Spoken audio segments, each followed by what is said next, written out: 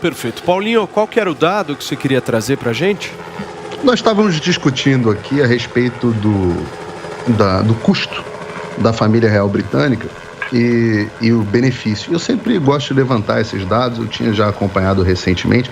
Geralmente, os levantamentos mostram que eles arrecadam mais, como o professor colocou bem, eles arrecadam mais para o Reino Unido do que custam. Mas o custo efetivo aos contribuintes no ano passado, né, sem contar esses benefícios provenientes do turismo ou das tradições, etc., os custos foram de 102 milhões de libras, que traduzidos para reais dá 614 milhões de reais por ano aos contribuintes. Esse é o custo da monarquia britânica ao contribuinte britânico.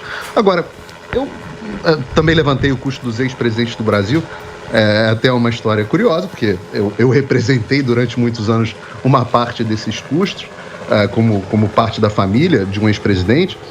Os custos eram muito menores à época, porque os benefícios foram sendo aumentados ao longo dos anos, mas totalizam 3 milhões de reais, mais ou menos, por ano por presidente, né? Se nós temos 6 presidentes, nós temos alguma coisa perto de 20 milhões de reais por ano de custo de ex-presidente contra os 620 da família real. Agora, quando você pensa em todos aqueles palácios espetaculares, né? No ano passado, desse custo ao contribuinte, metade foram obras de manutenção e de aprimoramento do Palácio de Buckingham, né? Que não é simplesmente uma casa da rainha, é um monumento e um marco para toda a humanidade.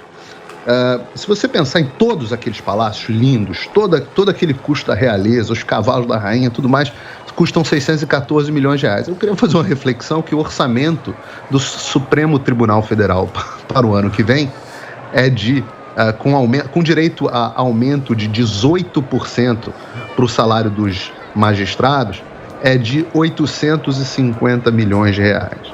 Ou seja, o nosso Supremo Tribunal Federal custa muito, mas muito mais do que toda a realeza britânica.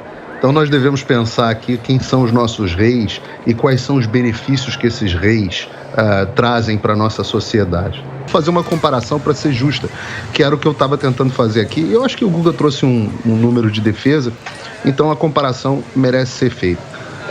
O Supremo Tribunal Federal brasileiro não é inútil, claro que não. É muito bom que nós temos uma corte constitucional, mas ele e foi esse o número que eu quis chamar a atenção, ele é muito inchado.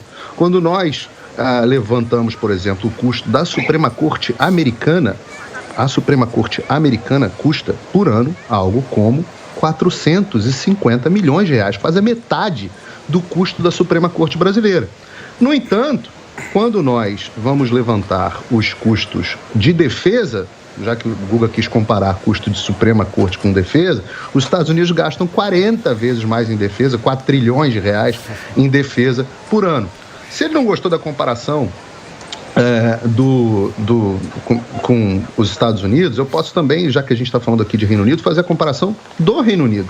A Suprema Corte do Reino Unido custa algo como 102 milhões de reais, ou seja, 1/9 do que vai custar o Supremo Tribunal Federal brasileiro.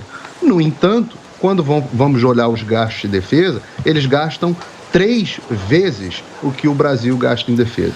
Então, a conta nessa história, se nós queremos fazer uma conta de comparação, proporção e até em utilidade, nós devemos comparar o seguinte: esses países que nós estamos falando gastam muito menos com os seus Supremos Tribunais Federais do que o Brasil, mas gastam ordens de magnitude mais em defesa. E a pergunta que as pessoas devem fazer é: quem presta um serviço mais útil à população?